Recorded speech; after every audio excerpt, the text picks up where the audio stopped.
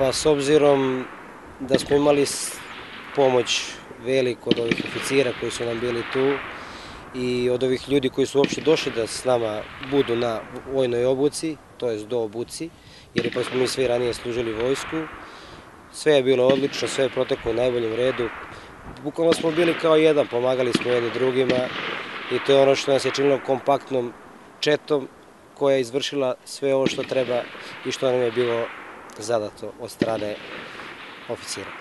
Ništa nije palo teško, mi smo svi ljudi koji u svom normalnom i, da kažem, nevojnom životu radimo iste neke stvari koje radimo ovde. Ovde je samo normalno malo veća disciplina, ipak je ovo vojska, ipak se ovde zna neki kodeks, neki red šta mora da se radi, ali meni generalno ništa nije teško palo, a ne verujem da je ovim mojim saborcima ili drugarima, kako koji da ih nazovem, vojnicima, isto palo teško, svi smo funkcionisali kao jedan i to je najbitnije bilo, što je moral bio na velikom nivou.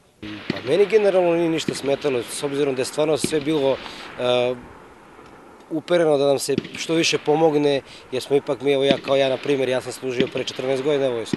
Znači, baš su oficiri bili, što kaže ono, da nam priteknu pomoć, da nam pomognu, da nam objasne, da mi to lakše savladamo, da shvatimo i meni generalno ništa nije smetalo sad. Ne verujem da je ni ovim momcima nešto sad bio problem.